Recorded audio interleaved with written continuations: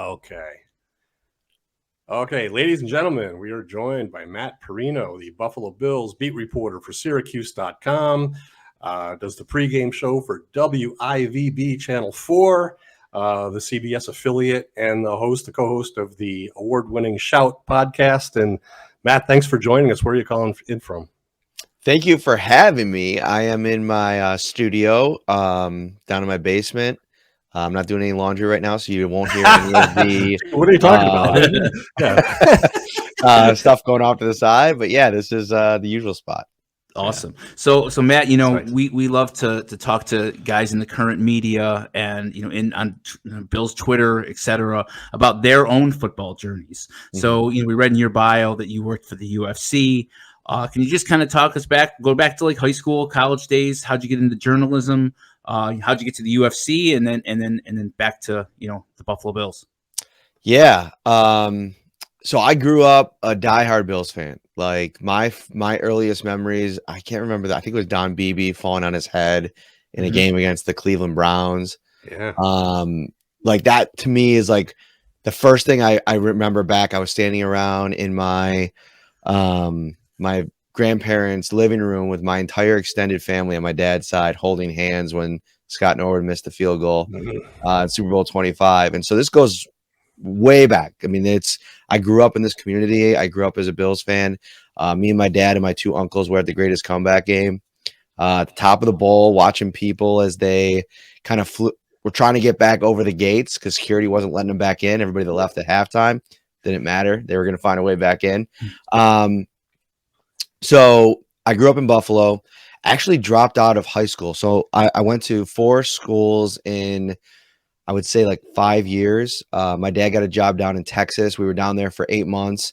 So I got pulled out of my sophomore year of high school at Amherst High School. Went down to Texas. My mom hated it. So we moved back. So I spent a half a school year there. Then when we moved back, I actually had to go to a new school, Winsville North. And I wasn't up for the, making new friends and starting over again. So I dropped out and got my GED a couple years later and didn't really have like a lot of direction in my life. And actually one of the things that kind of gave me some direction was I got a job at Duville College in town. Mm-hmm. And I was the manager of their college center. And so I got to see like the college operation, and inside the building was the gym where the basketball team, D3 team, played, and got up close and personal. Before I stopped that job, I ended up getting hired as the men's basketball team, like team manager. So I got to travel with the team, like see the ins and outs of, a college athletics program. And through a lot of different soul searching and everything else, I decided I'm going to go to school. I want to be around sports. I'm not good enough to play it, but I know I want to be around it.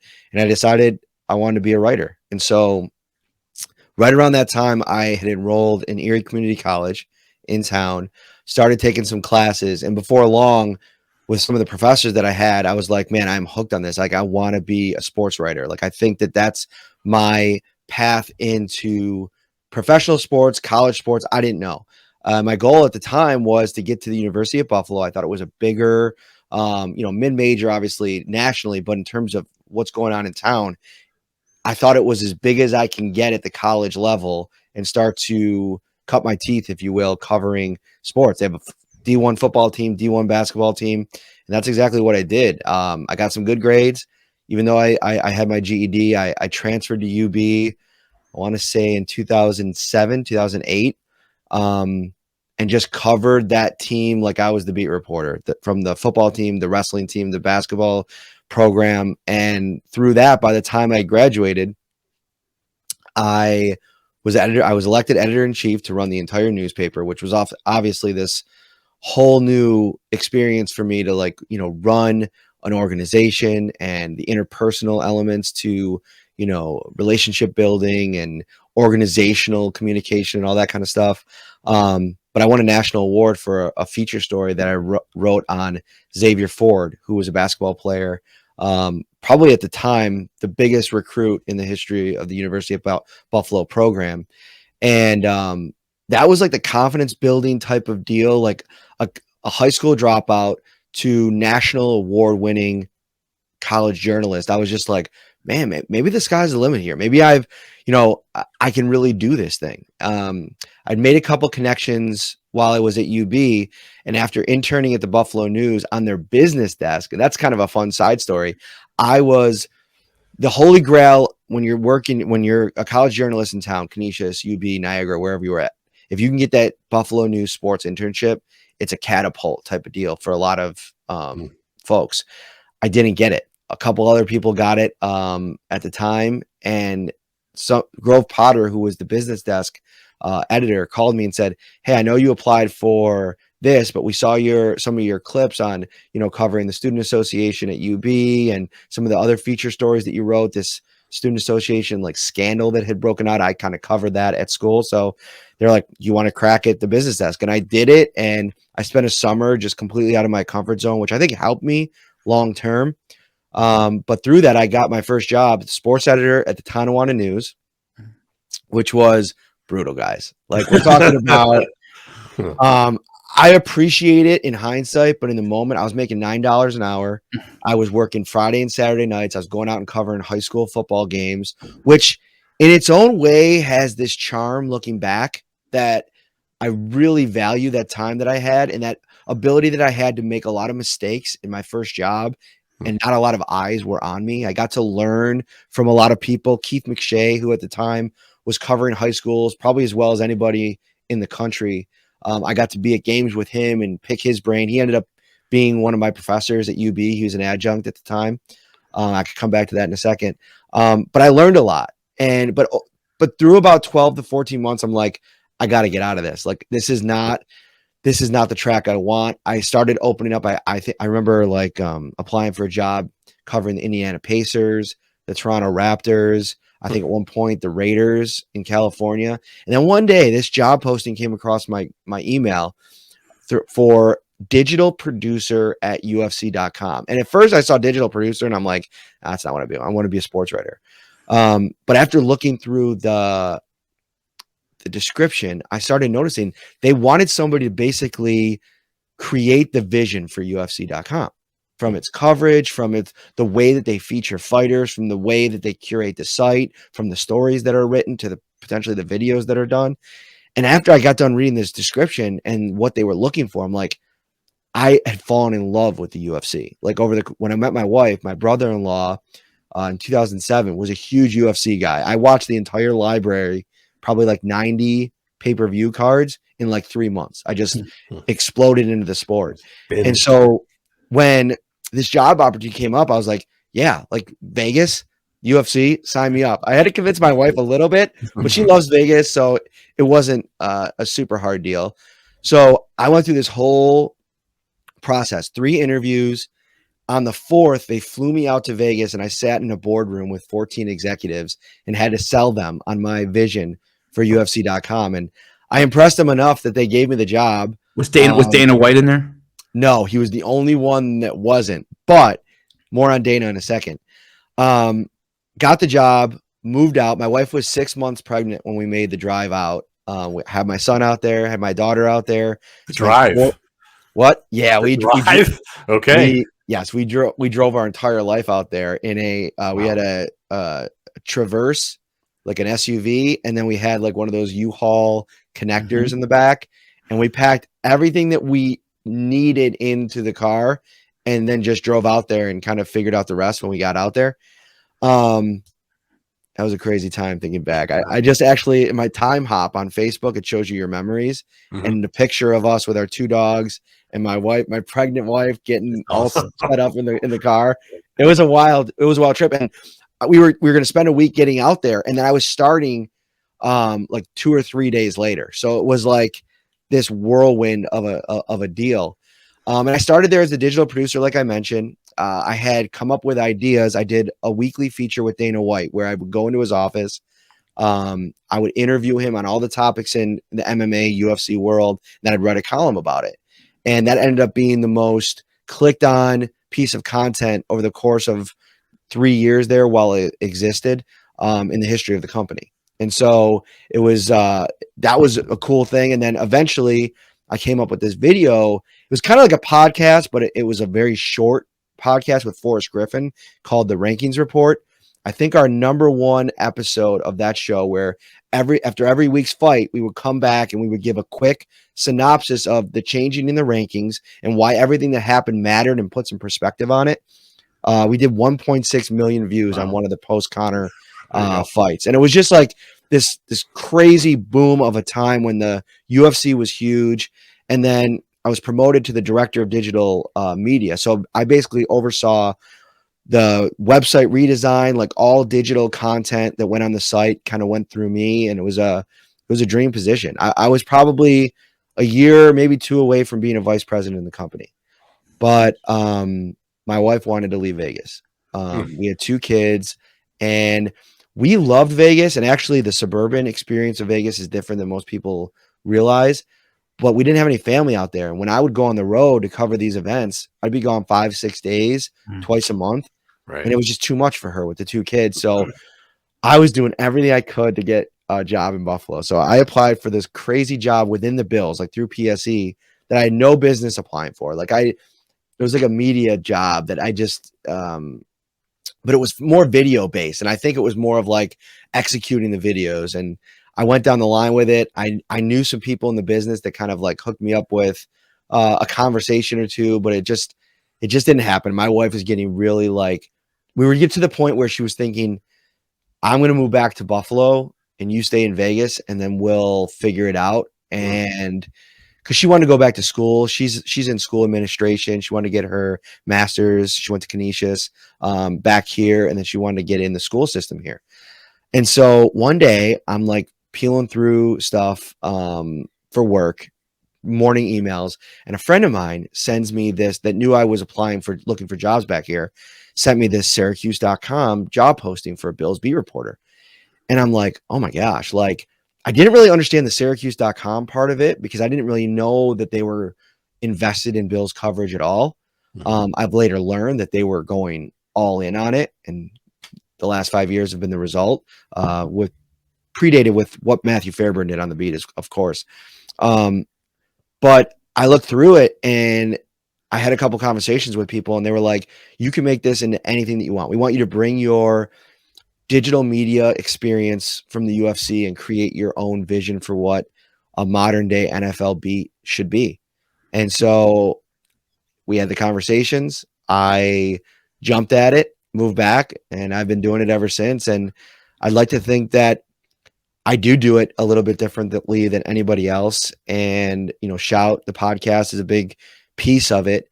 But I'm also very, very fan oriented, where historically people in my position don't tend to be that way, because it's almost like, as the beat reporter, you're going to disseminate the information and people are going to take it and like it. But see, I come at it from a different perspective. I want it to be a conversation. I want it to be a back and forth. I want you to steer the ship as much as I do. And I think that that's really resonated with people. And it's why I built the following that I have and the support for the show that Ryan and I have. And we're taking it to a whole nother level. I can't really talk too much about it yet, but our coverage actually is changing next month ahead of this very important season that I think is going to bring the fan even more in the thick of it into our coverage. But it was a great decision. It was a hard decision at the time. I was traveling around the world covering the UFC. I was in Dana White's office every week. I was cage side for Conor McGregor, Ronda Rousey, every big fight you can imagine. But coming back home and covering my hometown team, which comes with its own challenges, and we can get into that as well, because a lot of people kind of get when they find out that I'm not.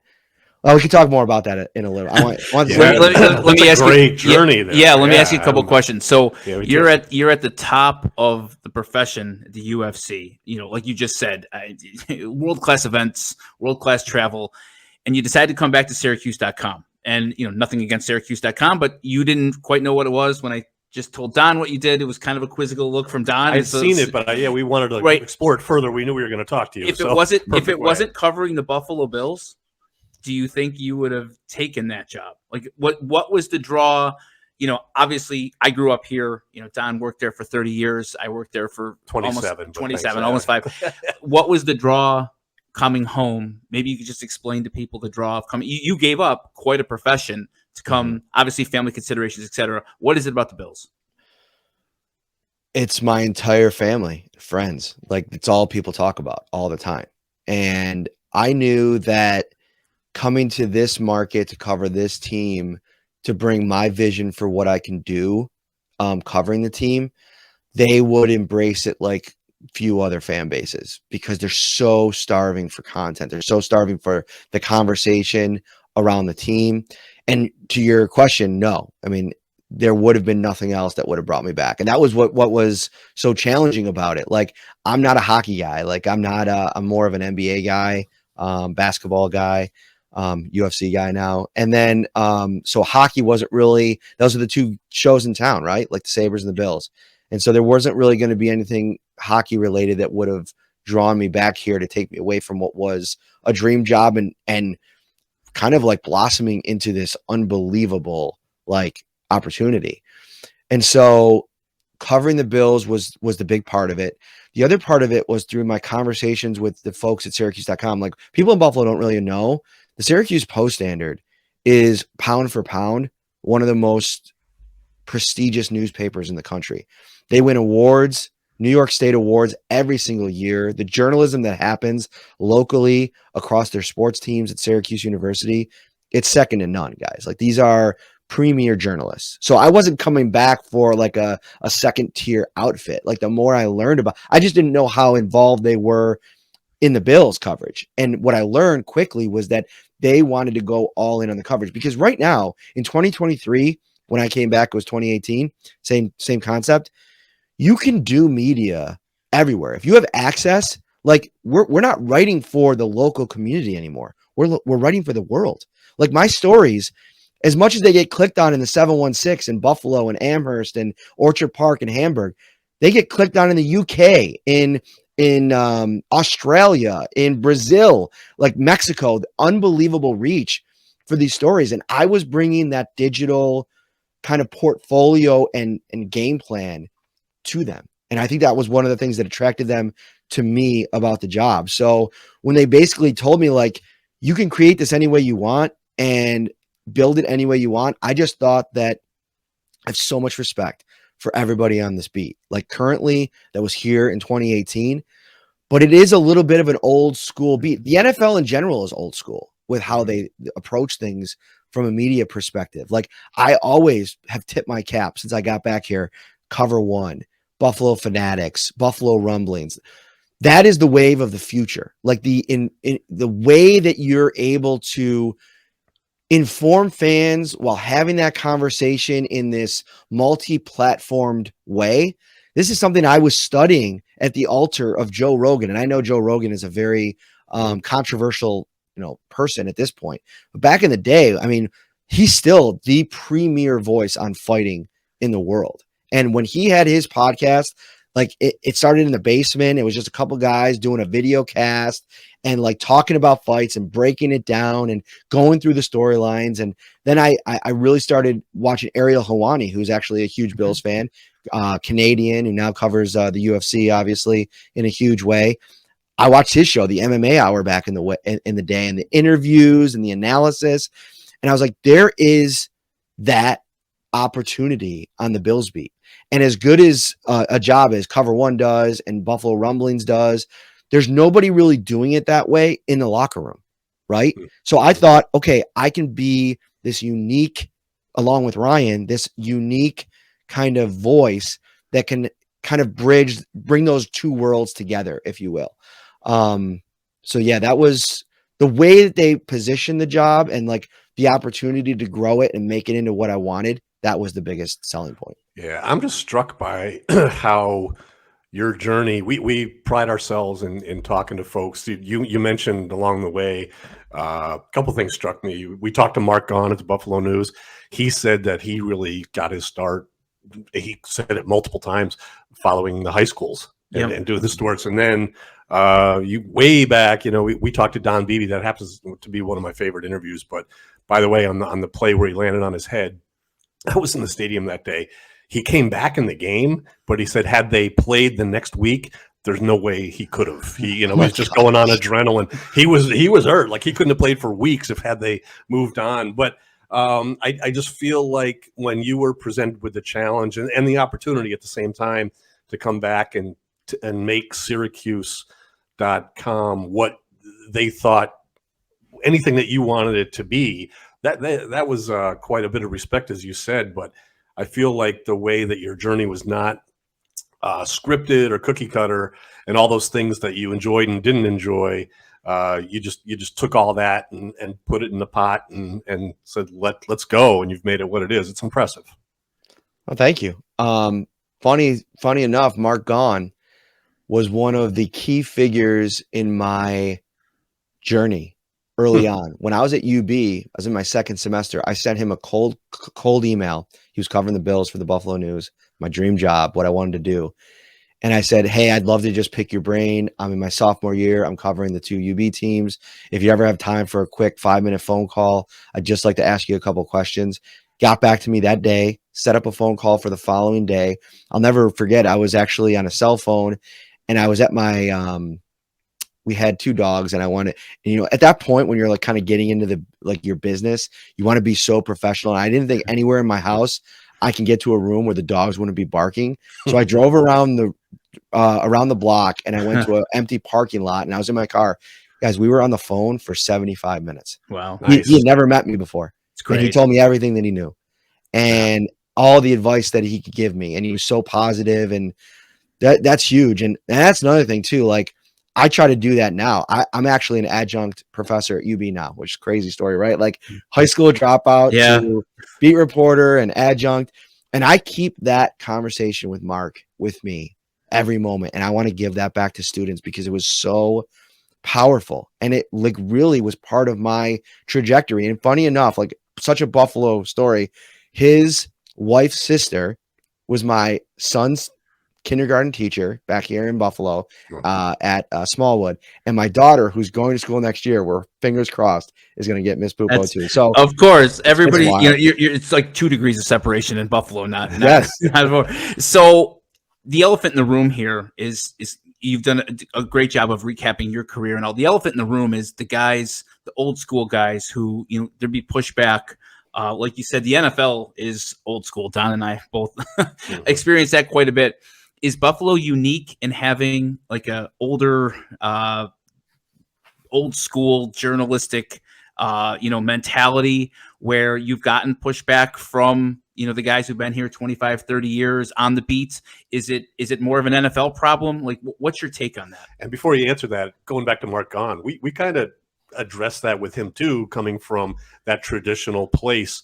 And he admitted that, it's something they have to recognize just to stay relevant and to compete with it. But he said he welcomed the challenge. And so from his perspective, it was interesting for him to say, I know it's out there. We have to compete with, guys like you. And and they've done a good job. And it's hard because you got to have the right personalities for it. Like, it's not and not everybody's like willing to really do it. Like, it's hard. Like, if you think about it, how much of my week am I on a screen like this live? Like, I'm doing during training camp, when training camp kicks off, we'll do 14, 15 days shows every day, 45 minutes a day. I'm on screen live with Ryan every day. Those hours add up. And like, you got to be in a certain type of comfort level to be able to operate in that space when 500, upwards of 500, 600 people are watching you on any given moment live, and then thousands after the fact. You got to have like a thick skin, and you got to be able to take criticism, because I get it all the time and I embrace it. Like, I'm always trying to get better.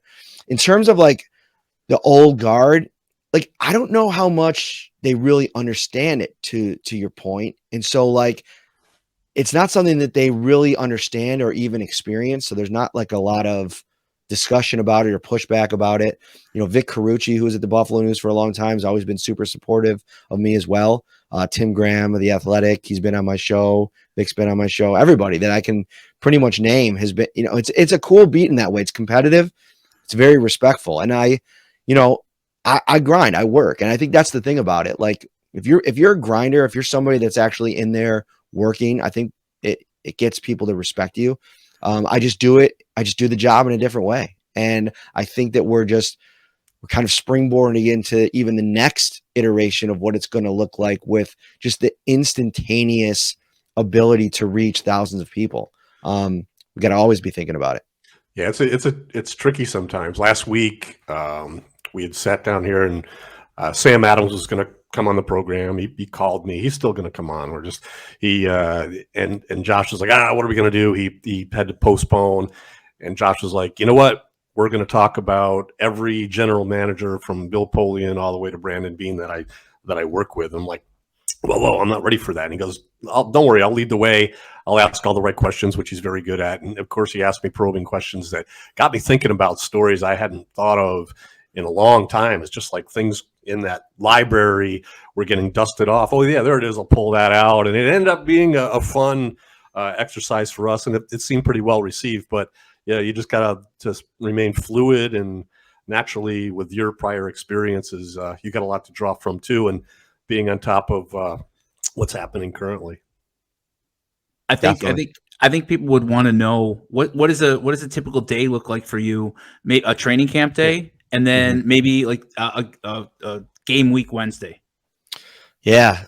So training camp I stay in the dorms. Some of the at St. John Fisher, some of the beat reporters go back and forth and don't sleep. They're cots, like they're like college cots. Like it's not like comfortable. You know about that life, Don. It's tough. So I'm up usually every morning, 6, 7 o'clock. Usually get up, set up the day.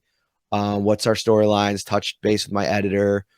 Practice usually is early with McDermott, so we'll get over to a pre-practice press conference, whether it's a player, coach, GM, whatever. Do that usually right off of that. So I'll write a story off of that usually before we even get out to practice if I can.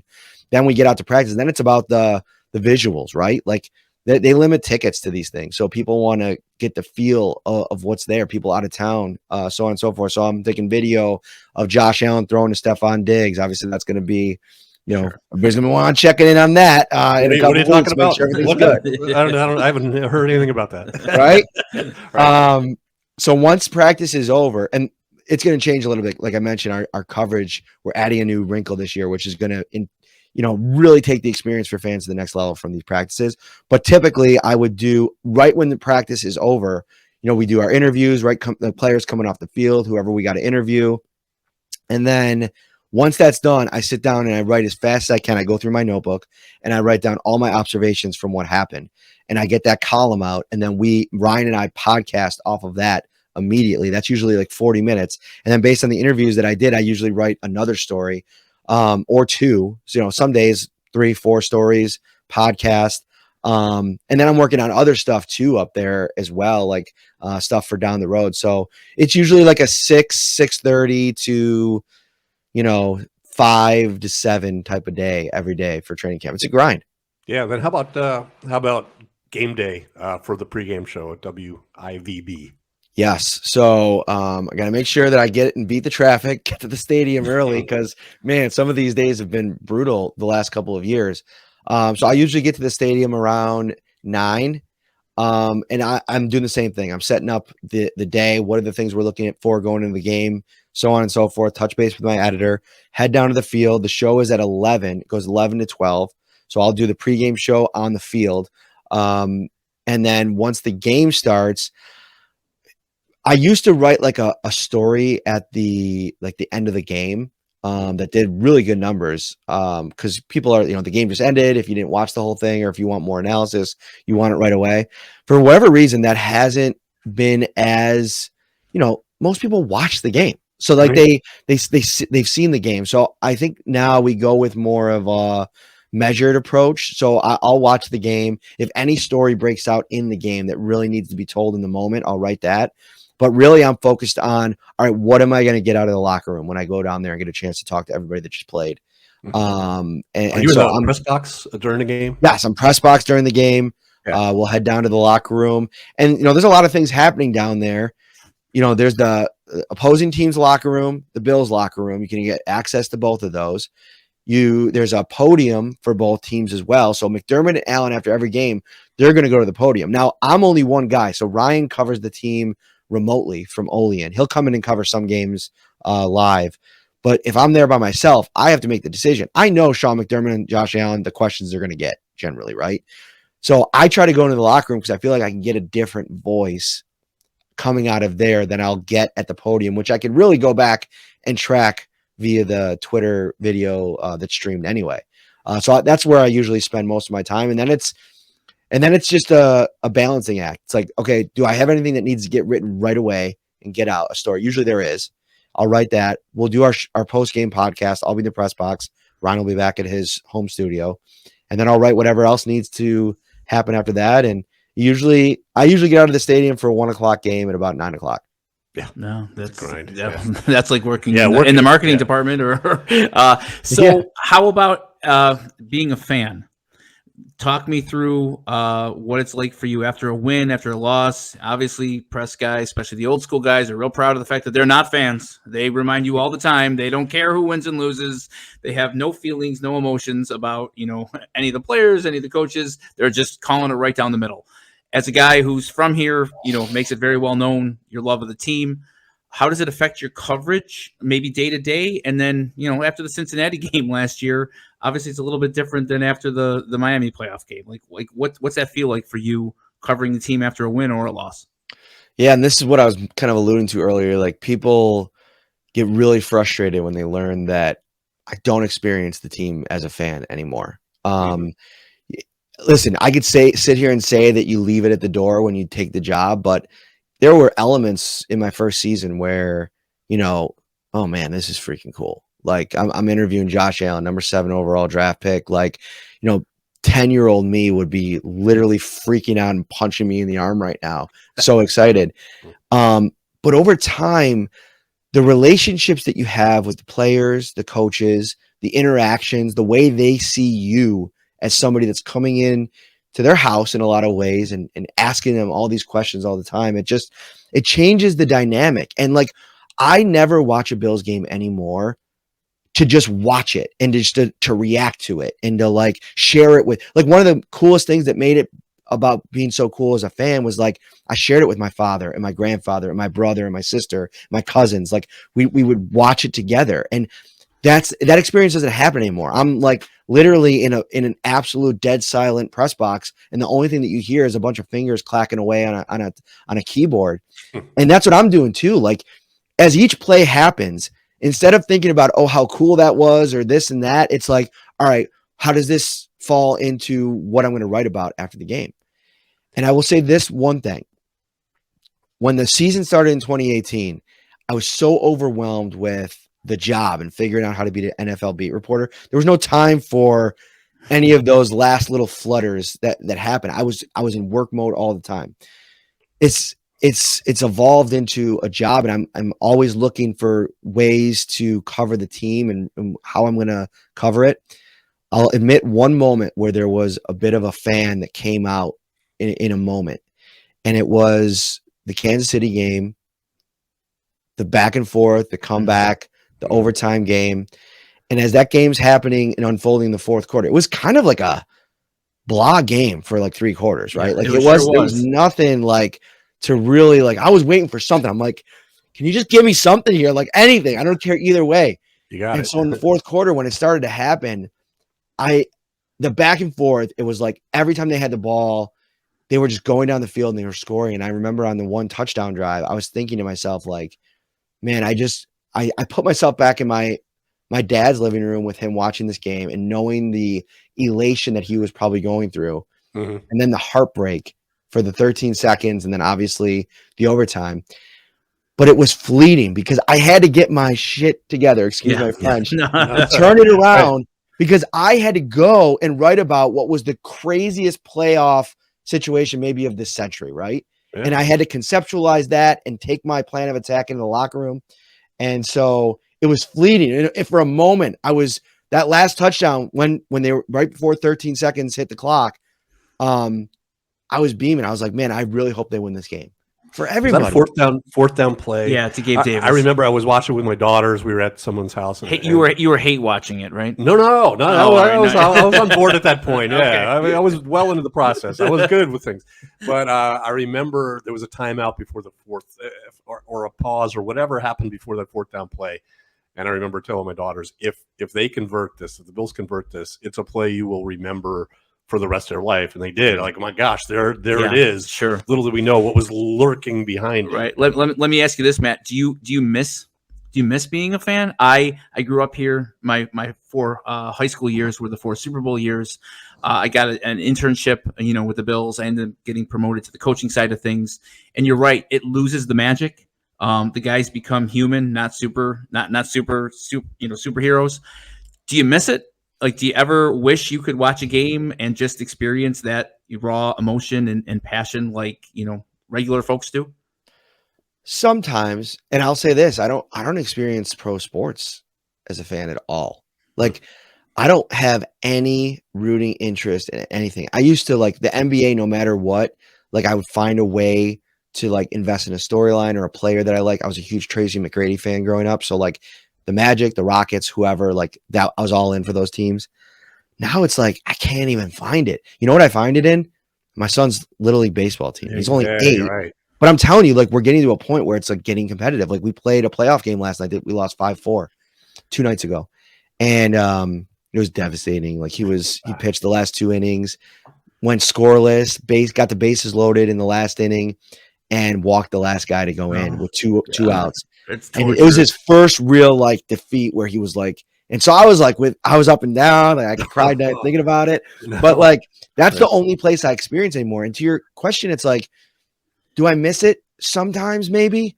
But what's replaced it is this unbelievable relationship that I now have with so many people that look to me for like insight and inside perspective of what's happening on something that I love my entire life. And so to be that for all of them, I'll gladly leave the fan part of it at home. And who knows, maybe they win a Super Bowl.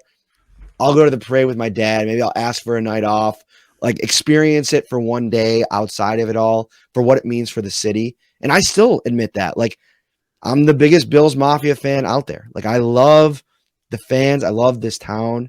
It's me. It's what I grew up in. So it's definitely an interesting dynamic, though, to be sure. Yeah, it's clear. It's clear talking with you here through the course of this, like how you're able to connect. It comes very natural to you, and going back to your son, that only gets better. Josh has 2 sons playing. We lost the flag football playoff game, and my son had 3 touchdowns, and he dropped the ball on 4th down on the last drive, and tears, and I lost the game, and it's like, dude, you were the best player on the field. Well, what's important for both of you is you're there. Sorry, French fries and ice cream afterwards. Just keep it going. Matt and I are reliving devastating losses over the last couple of weeks.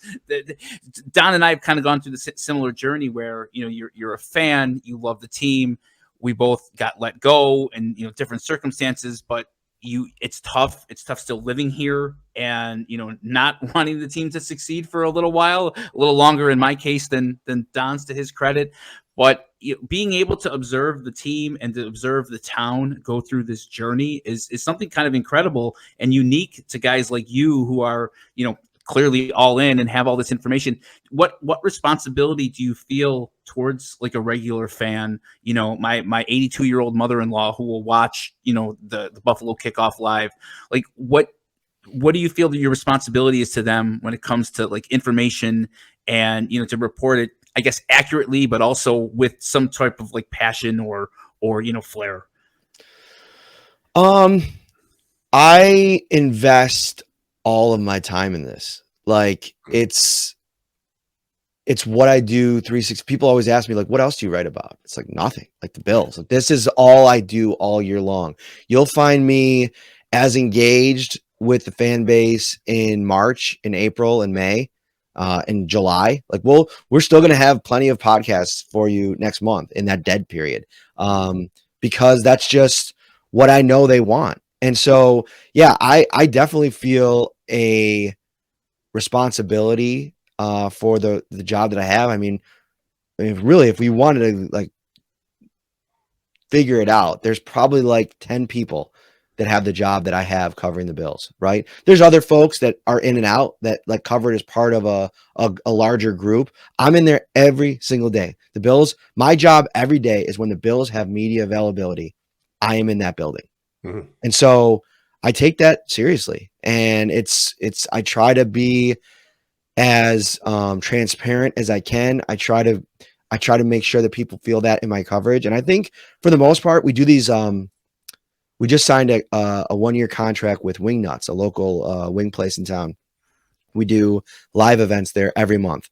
So we do a live podcast, and it's like a meet and greet. All the fans of the podcast could come out, hang out, and talk Bills off script. Like, just one-on-one with us, like Ryan and I, and we'll come out and do that. And some of the feedback that I've gotten over the course of this now 6-7 months that we've been doing this is just that there is a balanced nature to our coverage that you could tell. There is a awareness of the fan base, what it wants and how it kind of runs. And then also, this constant work ethic in terms of trying to strive for new things and information in general. And I think we try to bring that. And so far the returns are good, but you got to keep going because there's the next iteration of this, the change, because of the times, it's always like a day away, a night away. And so you got to be ready for it. You'll be ready. I have no doubt about that. Before we let you go here, you've been real generous with your time. Like to ask people to like and to subscribe to our podcast. We're still kind of new at doing this, so we're trying to get down the basics and always remember that. We do something called a 2-minute warning. We're going to ask you 10 questions, kind of rapid fire, nice, kind of off topic. And Don, go ahead. Should we? Yeah, I'm going to go with right here. Your most interesting place that you've ever watched a Bills game? Ooh. I'm going to say Lambeau Field's press box. First of all, the Lambeau Field experience in general was just like, the whole time, like just walking up to the cathedral of football that it is. But you're literally at the top of the stadium, and I spent the entire game like this, looking down at the game. I don't know. I mean, luckily it was a blowout, so it wasn't very detailed analysis needed. But man, that was a brutal watch. I'll never forget just that experience, and my lower back just shot after that game. That's a good one. 3 people, dead or alive, you'd want to have dinner with. Oh, dude, I get this all the time.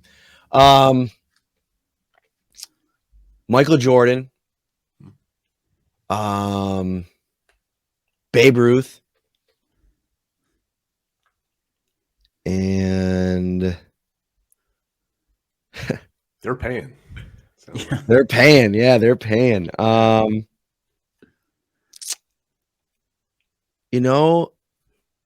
Lennon. Yeah, that's a good one. There you go. All right. You're entering an arena. You're a big deal. What's your dry ice? What's your entrance song? All right. I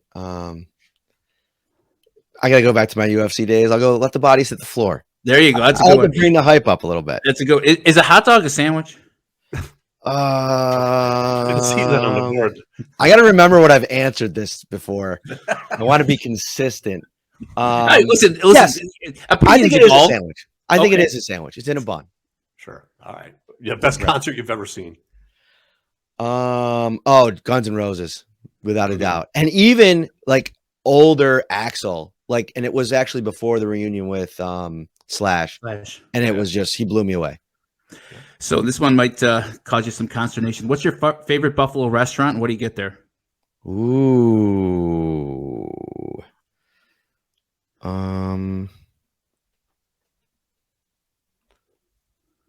Got Wingnuts out there. Of course. I know, right? Answer, but I know. Well, before the sponsorship, I might have said something else, so I gotta I gotta adapt here on the fly. What's my favorite rush? You know what it is? Grover's on Transit Road.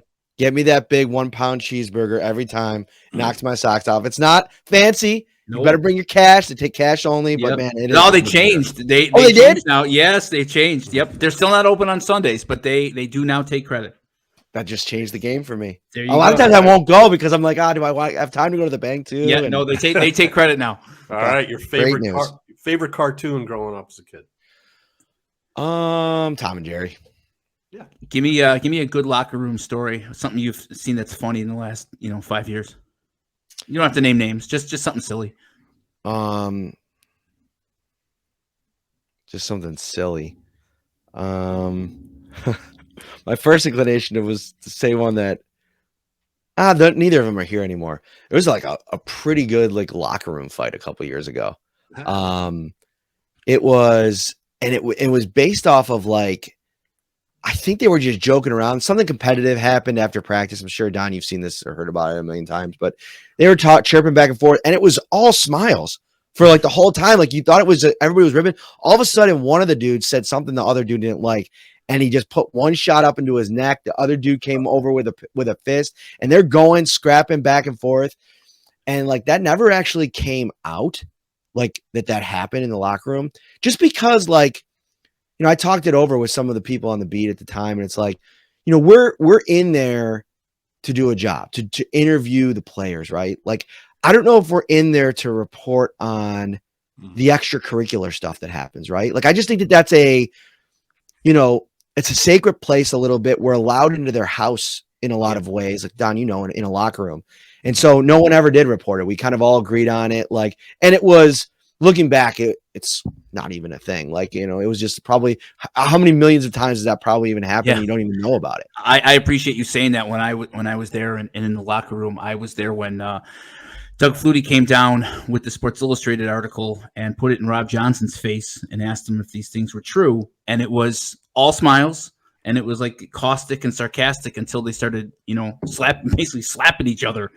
And luckily there was nobody, no media in the locker room at the time. And it's like a house. Like these guys, we were there all the time. We were there 80 hours a week. You're with, your brothers and you become friends, you become sick of each other. So I do appreciate the fact that you say that the locker room's kind of a sacred place, is probably an exaggeration, but it's their place. It's their place to unwind. And a lot of these guys, like Josh Allen, he can't go anywhere else in public. Like that's their safe spot. So seeing that just triggered my Rob Johnson, Doug Flutie smacking each other in the face comment about Sports Illustrated article. Yeah. Watching Ted Lasso, here's the real question. Who were you guys? Were you Team Flutie or Team Johnson? Rob Johnson was one of the nicest people that I came across in my time at the Bills, but Doug Flutie was the better quarterback. Doug Flutie should have played, and unfortunately, the decision was not the coach's. It was not the head coach's decision. It was the owner's decision, and that and in the locker room, especially the year after the Music City Miracle, the resentment from the players towards Rob, I felt like was kind of unfair. He was almost in a no-win position because he did walk off the field with the lead that day in Tennessee.